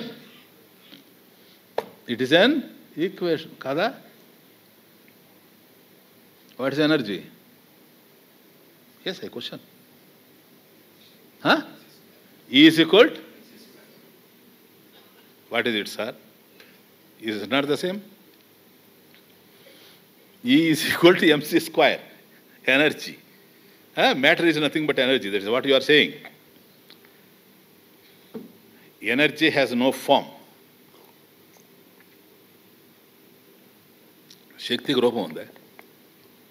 Matter has form. Matter has form. Energy is formless. How can E is equal to mc square? చెప్పండి సార్. ఇప్పుడు తత్వమసి అయితే నువ్వు విమర్శిస్తావు. E is equal to mc square చెప్పు. అది అలా ఉంటుంది సార్. ఎందుకని? ఈక్వేషన్ కనుక. ఇది కూడా అలాగే ఉంటుంది సార్. ఎందుకని? తత్వమసి ఈక్వేషన్ కనుక. అది శాస్త్రజ్ఞులకు తెలుసు సార్, ఇది గురువులకు తెలుసు సార్. కాబట్టి is equal to MC square అనేది నీకు చెప్పింది సైంటిస్ట్. సో ఫిజిసిస్ట్ దగ్గరకు పోయి నువ్వు కూర్చొని నేర్చుకున్నావు దాన్ని. అది ఎట్లా తెలుసుకున్నావు? అట్లాగే తత్వమసి అనేది కూడా ఈక్వేషన్ కనుక గురువుల దగ్గర కూర్చొని నేర్చుకోవాలి.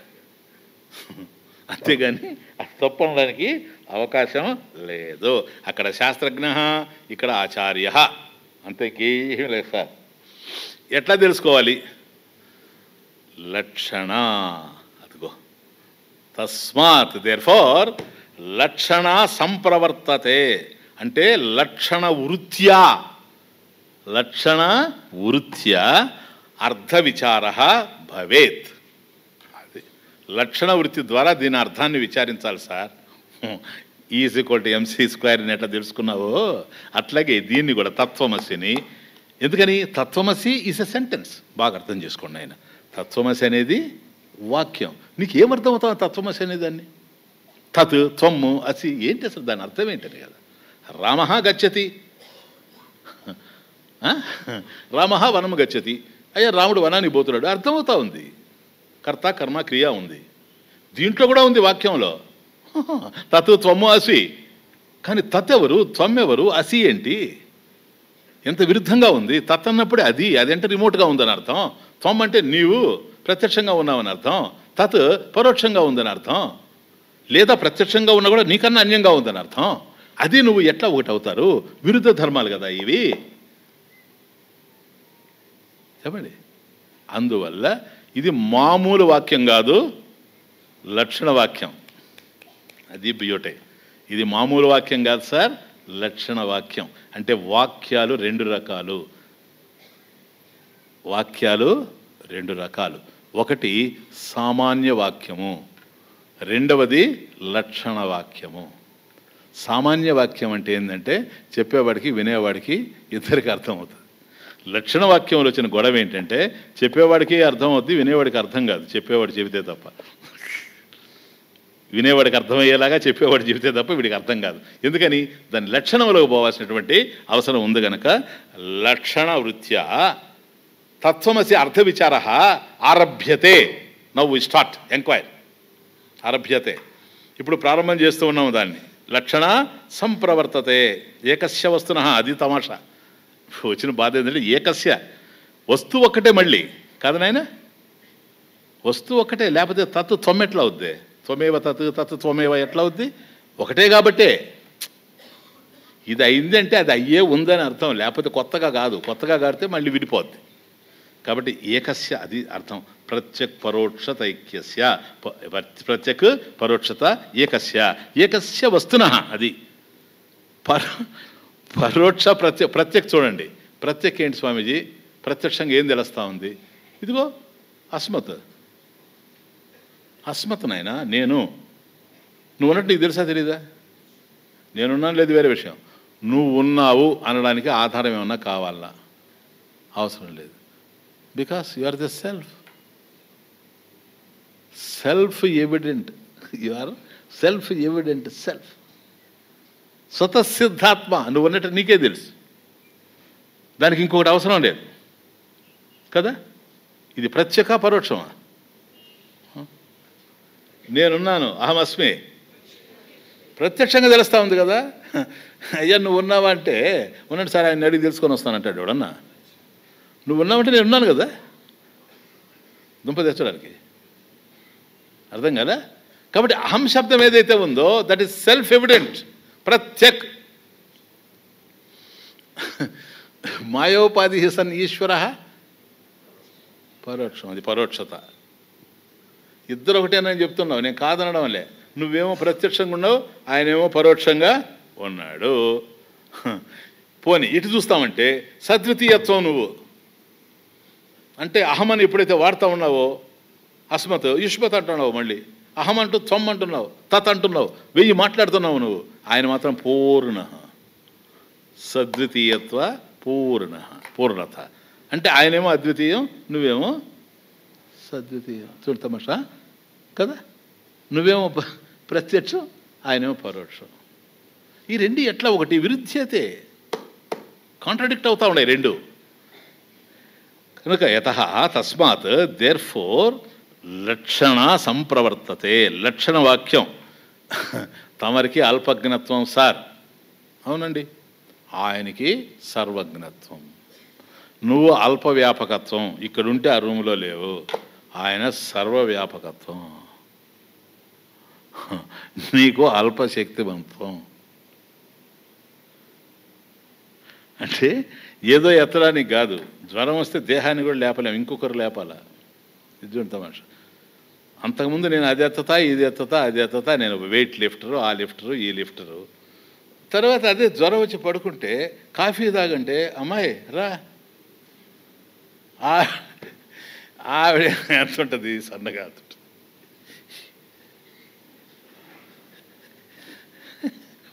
ఊరికే చేయి పెట్టినట్టు ఉంటుంది కానీ లేవడం కష్టం.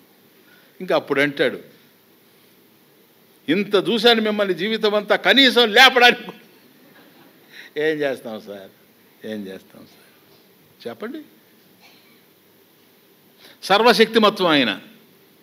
ఈయన వేరే వాటిని ఎత్తకపోయినా పర్వాలేదు, ఆయన లేవలేకపోతున్నాడు జ్వరం వస్తే. ఈయన పట్టుకొని పోయి నువ్వు సర్వశక్తిమంతుడివి, ఆంజనేయ స్వామి నీ ముందు ఏమున్నది, ఆయన జన్మ కూడా నువ్వే కాదు అంటే బాధ. ఏమనిపిస్తూ ఉంది మీకు? ఏదో చల్తా హై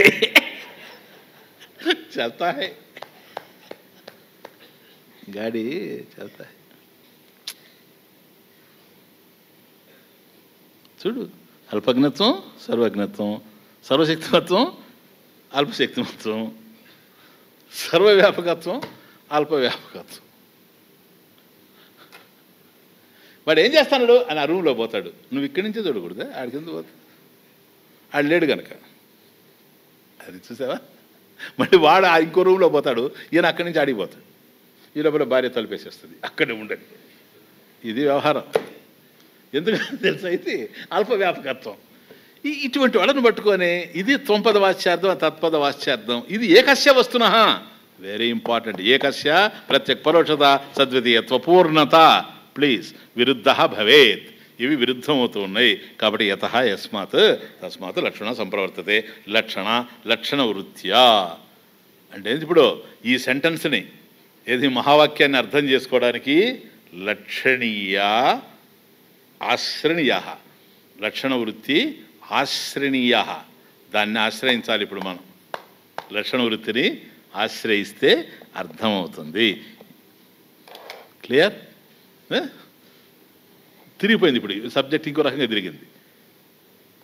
అంటే తత్పదం యొక్క వాచ్యార్థం తెలిసిపోయింది, త్వంపదం యొక్క వాచ్యార్థం తెలిసిపోయింది. ఆ రెండు ఒకటే అనేటువంటి చోట మనకు వైరుధ్యం కనపడతా ఉంది. ఆ వైరుధ్యాన్ని శాస్త్రం కూడా యాక్సెప్ట్ చేస్తూ ఉంది. కాకపోతే ఒక్కటే శాస్త్రం చెప్పేది, అదేనయ్యా మహావాక్యం అంటే. ఇది సామాన్య వాక్యం కాదు, మహావాక్యం. దీన్ని లక్షణ వృత్తి వాక్యం ద్వారానే అర్థం చేసుకోవాలా. ఎట్లాగండి? కమా తత్వమస్యాది వాక్యేషు లక్షణ భాగ లక్షణ సోయమిత్యాది వాక్యస్థ పదయోరివ నాపరా తత్వమస్యాది వాక్యేషు. చూసారా, ఇది మామూలు వాక్యం కాదు, ఈ మహావాక్యాలు కదా. కాబట్టి తత్వమస్యాది వాక్యేషు అంటే తత్వమస్యాది మహావాక్యేషు, ఈ మహావాక్యాల్లో లక్షణ భాగలక్షణ భాగలక్షణ. ఇప్పుడు లక్షణావృత్తి, ఇది లక్షణ వాక్యం. లక్షణావృత్తి ద్వారా అర్థం చేసుకోవాలా. ఏమి లక్షణం అండి? తమాషా చూడండి. సాచ కీదృశి, ఏ లక్షణం? సా, ఆ లక్షణాలు చాలా ఉన్నాయి. మళ్ళీ సా అవి చ మరియు కీదృశి, ఏ లక్షణం అండి? లక్షణాలు చాలా ఉన్నాయి. ఏ లక్షణాలు అండి? లక్షణ శాస్త్రం చదివితేనే తెలుస్తుంది అది. జహల్ లక్షణం, జహతి జహల్ లక్షణం, అజహతి అజహల్ లక్షణం, జహతి అజహతి జహద్ అజహల్ లక్షణం. ఇప్పుడు జహల్ లక్షణం కింద దీన్ని అర్థం చేసుకోవాలన్నా, అజహల్ లక్షణం కింద అర్థం చేసుకోవాలన్నా, జహద్ అజహల్ లక్షణం కింద అర్థం ఒకటే తెలియడం లేదు. మళ్ళీ ఇదే అదే అదే, ఇది అర్థమైతే కదా జహతి, ఆ తర్వాత అజహతి, తర్వాత జహతి అజహతి. ఏంటయ్యా ఇదంతా? ఏమీ లేదు, వెరీ సింపుల్, చెప్తాను వినండి. ఇది సామాన్య వాక్యం కాదు, మహావాక్యం అర్థం చేసుకున్నాం కదా. జహల్ లక్షణం, జహల్ లక్షణం ఏంటంటే వాక్యం కనపడుతుంది, దాంట్లో కొంత మనం వదిలేయాల. జహతి జహతి జహాతి అంతే, ప్రజహాతి త్యజించడం. నాయన వాక్యంలో కొంత భాగాన్ని, కొంత భాగం అనొద్దులే, వాక్యంలో ఏదో వదిలేయాల, అది జహతి. ఇదిగో జహల్ లక్షణం అంటే కొంత వదిలేయడం. ఏనైనా వాక్యం చూడు చెప్తా. గంగాయాం ఘోష, గంగాయాం, గంగ మీద గొల్లపల్లె ఉంది. అర్థమైందంటే గంగాయాం ఘోష, ఘోష గొల్లపల్లె గంగ మీద ఉంది. గంగ అంటే ప్రవాహం, జలం. అంటే గంగ పోతా ఉంటే గొల్లపల్లి దాని మీద చేరి అని అర్థం. That's the direct meaning. గంగాయాం ఘోష. దీన్ని ఎట్లా అర్థం చేసుకుంటాము? గంగానది పోతా ఉంది, గంగానది మీద గొల్లపల్లి ఉండి కొట్టుకుపోతుంది అని అర్థమా? కాదు. గంగా తీరే ఘోష, గంగా తీరే ఘోష అంటే గంగా తీరంలో గొల్లపల్లి ఉందని అర్థం. గంగ ఇక్కడ ప్రవహిస్తూ ఉంది, తీరంలో on the banks of Ganges is the cowherd's village. అది దాని అర్థం. గంగాయాం ఘోష, గంగా తీరే ఘోష. క్లియర్? గ్రామం తీరంలో ఉంటుంది, నీళ్ళ మీద ఉండదు. కానీ డైరెక్ట్గా వింటే గంగాయాం ఘోష, గంగ మీద గొల్లపల్లి ఉంది. గంగ మీద అంటే గంగ తీరములో. ఇది జహల్ లక్షణం. అర్థమైంది కదా? దాని మీద, గంగ మీద అనేది వదిలేసాం కదా, తీరంలో అని పెట్టుకున్నాం కదా, అది ఆ సబ్స్టిట్యూట్ చేద్దాం అంతే, ఇంకేం లేదు. సరే స్వామీజీ, ఇది జహల్ లక్షణం. అవును, జహతి అది వదిలేసాం, మీద అనే దాన్ని వదిలేసి అర్థం చేసుకున్నాం. రెండవ స్వామీజీ అజహల్ లక్షణం అంటే ఇది వదలడం కాదు, తెచ్చిపెట్టుకోవాలేదో. తెచ్చిపెట్టుకుంటే కానీ అర్థం రాదు. అజహల్ లక్షణం కనుపుకోవాల. శోణ ధావతి అన్నాడు. శోణ అంటే రంగు, రెడ్ కలర్. శోణ ధావతి అంటే ది రెడ్ ఈజ్ రన్నింగ్. ధావతి అంటే ఎరుపు పరిగెత్తుపోతుందని అర్థం. ఏదైనా రంగు పరిగెత్తుదే. శ్వేత ధావతి, నీల ధావతి, తెలుపు పరిగెత్తు ఉంది, నీలవర్ణం పరిగెత్తు ఉంది. సాధ్యమా? ఏదో పెట్టుకోవాలా. రెడ్ ఈజ్ రన్నింగ్ అంటే red horse is running. Clear? White cow is running. శ్వేత ధావతి. సో అవి తీసుకొచ్చి పెట్టుకుంటే అర్థం వస్తుంది. అది అజహల్ లక్షణం. ఇప్పుడు ఉదాహరణకి మంచాహ క్రోశంతి, మంచాహ క్రోశంతి. మంచాహ అంటే మంచెలు. మంచెలు అంటే తెలుసు కదా. ఇప్పుడు పొలాల్లో మంచె వేస్తారు కదా నాయన, ఒక డయాస్ లాగా కర్రలతో వేసి వాడు పైన ఉంటాడు, అది తిప్పుతుంటాడు కదా వడిసోల, అదేంది వడిసెల తిప్పుతూ ఉంటాడు కదా, అది మంచెల. అది సంస్కృతంలో మంచాహ. మనకు మంచె, అక్కడ మంచహ, మంచలు, మంచాహ ప్లూరల్ కదా. మంచాహ క్రోశంతి అంటే మంచెలు అరుస్తూ ఉన్నాయి అన్నాడట ఒకడు. అంటే దాని అర్థం ఏంటంటే మంచెలు అరుస్తున్నాయంటే ఆ మంచెల మీద ఉన్నారు చూడారు మనుషులు, వాళ్ళు అరుస్తున్నారని. పక్షులు ఎక్కువ చేరిపోయినాయో లేకపోతే ఇక జంతువులు వచ్చాయో, హో హా హూ హా అని వాళ్ళు అరుస్తుంటే మంచెలు అరుస్తున్నాయి అంటాడు. మంచెలుగా అరిచేది, మంచెల మీద ఉండే మనుషులు అరుస్తున్నారు. ఆ మనుషులు తీసుకొచ్చి మంచెలు ఎక్కించాలి ఇప్పుడు మనం, అది అజహ లక్షణం అయిపోద్ది. ఇప్పుడు ఈ తత్పద వాచ్యం త్వంపద వాచ్యంలో జహల్ లక్షణమా అజహల్ లక్షణమా, తీయాలన్నా కలపాలన్నా? రెండూ కుదరదు. ఎందుకని తెలుసా, కొంత తీయాల్సి వస్తుంది, కొంత కలపాల్సి వస్తుంది. అబ్బా, అది సార్ తత్వమసి E=mc² అంటే అయిపోయింది ఏంటి, అర్థం చేసుకోవాలా లేదా ఎనర్జీ. ఇది కూడా అంతే, కొంత తీసేయాలా కొంత కలపాలా. కాబట్టి లక్షణ సంప్రవర్తతే, లక్షణ వృత్తి ద్వారా నువ్వు అర్థం చేసుకోవాలన్నాడు చూడు.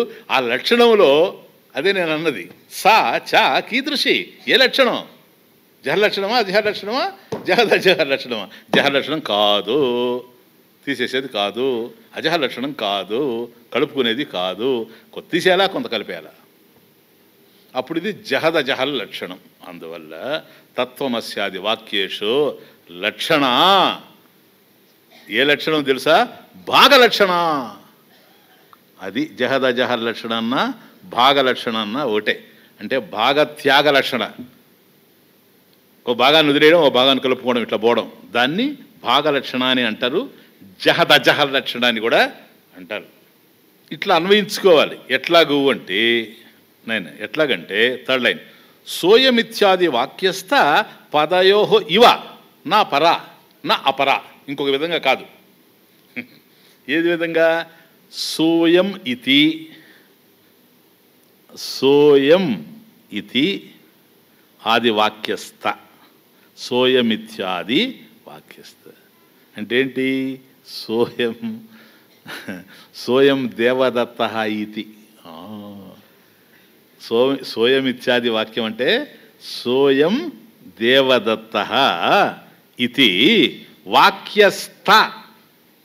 వాక్యస్థ అంటే వాక్య స్థితే, వాక్యస్థ వాక్యస్థితే. ఆ వాక్యంలో ఉన్నాయి రెండు పదాలు, రెండు అక్షరాలు. సోయం అయం సహ, సోయం సహ అయం, రెండు కదా. సోయం ఇత్యాది వాక్యస్థ, సోయం దేవదత్త అనే వాక్యంలో, వాక్య స్థితే ఆ వాక్యంలో ఉన్నాయి ఏమిటి, పదయోహో, పదాలు ఉన్నాయి చూసారా, ఇవ వలె, యాజ్తో. కాబట్టి సోయం దేవదత్త అనేటువంటి వాక్యంలో పదాలున్నాయి. ఏంటవి, సహ అయం, సహ దేవదత్త అయం దేవదత్త, సహ అయం అనే పదాలున్నాయి చూసారా, ఇవ వలే నా అపరా, నా అపరా నాపరా, నాపరాలు కాదు, నా అపరా. అంటే నా అపరా అంటే ఇది కాకుండా వేరేది కాదని, వేరే కాదంటే జహలక్షణం కాదు అంతే. నా అపరా, నా జహల్లక్షణ, నా అజహల్లక్షణ.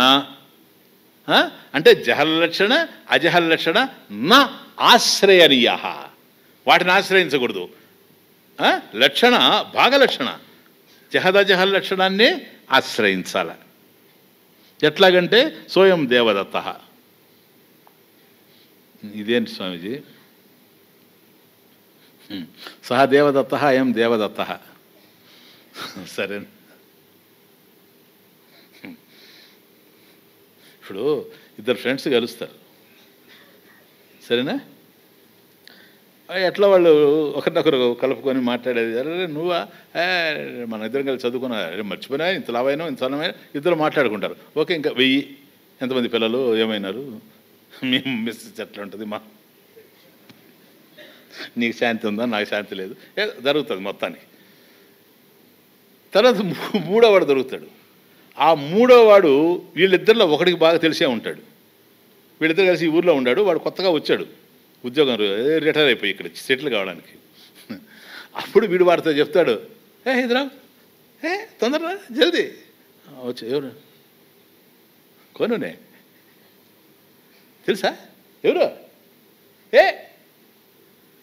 వాడు చెప్పు బాయ్, దేవదత్త.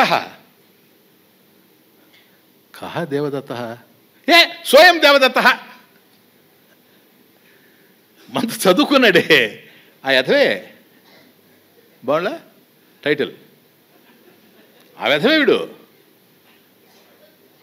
అయం దేవదత్త సహ దేవదత్త, సహ దేవదత్త అయం దేవదత్త. మనం ముగ్గురు ఉన్నాం కదరా బెంచ్లో కూర్చొని, ఫస్ట్ బెంచ్లో మాస్టర్ దగ్గర దెబ్బలు తింటా, దాంట్లో మూడోవాడు ఈడే. మన ముగ్గురం కదా, నేను నువ్వు, మూడోవాడు దేవదత్త, సహదేవదత్త అయం దేవదత్త. ఎప్పుడు ఇది 16వ సంవత్సరం వయసులో కదా, ఇప్పుడా 66. ఎట్లా గుర్తుపెట్టేది? అప్పుడు వేరుగుండే, ఇప్పుడు వేరుగుండే.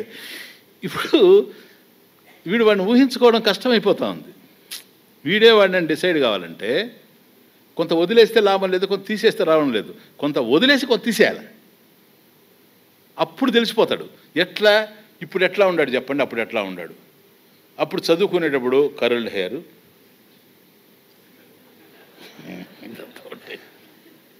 ఇప్పుడు వడచెంబు. వడచెంబు అంటే మీకు తెలియదేమో, పూర్వం వడలు చేయడానికి ఇప్పుడు అంటే రకరకాలైన పాత్రలు వచ్చాయి. అప్పుడు ఎట్లా చెంబు ఉండలే, చెంబు తెలుసు కదా, దాన్ని తిప్పుతారు ఇట్లా, దాని మీద ఒక గుడ్డేస్తారు అట్లా నీళ్ళు తల్లి, దాని మీద గుడ్డేసి అంత పిండి పెట్టి వడలేస్తారు. దాని పేరు వడచెంబు. ఇప్పుడు ఆయన తల ఎట్లుందంటే కంప్లీట్గా వడచెంబు. పూర్వం తిరుమల హిల్స్ లాగా ఉండేది. ఇప్పుడు ఏం చేయాలి తెలుసా, వడచెంబుని తీసేయాలా, తిరుమల హిల్స్ని తగిలించాలా. సరేనా? జహల్ లక్షణ, జహదా జహల్ లక్షణ. అప్పుడు కనపడతాడు, కరెక్టే. అప్పుడేమో సన్నగా ఉండే, ఎందుకంటే ఆడుతూ ఈడుతూ ఉంటారు కదా చిన్నప్పుడు, సన్నగా ఉంటారు అందరూ. కదలకుండా వచ్చేటప్పటికే వినాయకుడు అయ్యేది అందరూ. కనుక ఇప్పుడు అది తెచ్చుకోవాలి మళ్ళీ.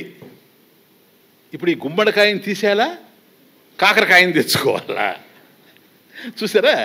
కాబట్టి జహల్ లక్షణం అజహల్ లక్షణం, సరిపో జహద్ అజహల్ లక్షణం.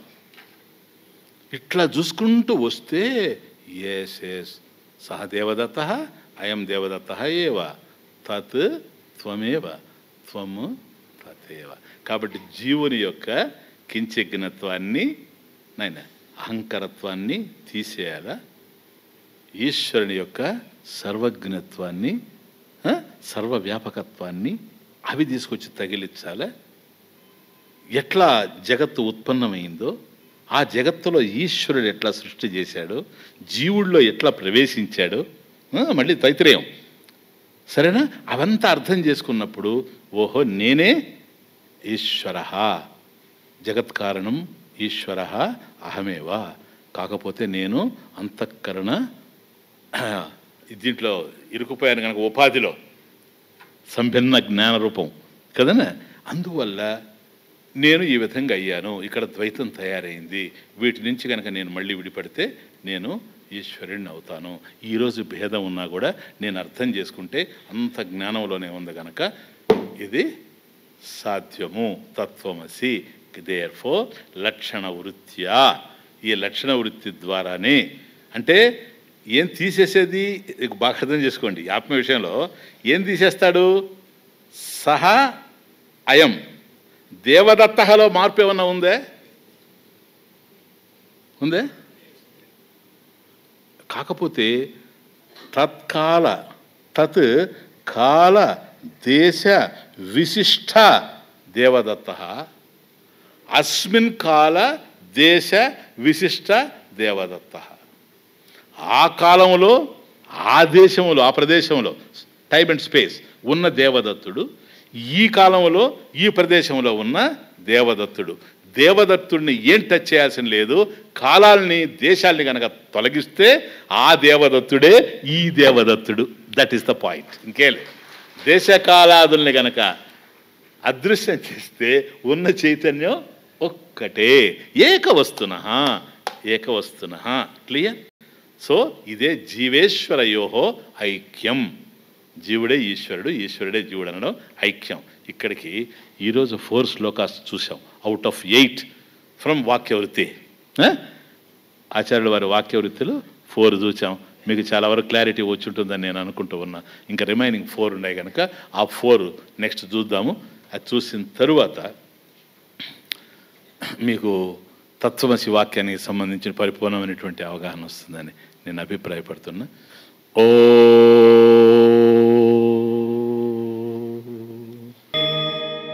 ఓం పూర్ణమదః పూర్ణమిదం పూర్ణాత్ పూర్ణముదచ్యతే పూర్ణస్య పూర్ణమాదాయ పూర్ణమేవావశిష్యతే.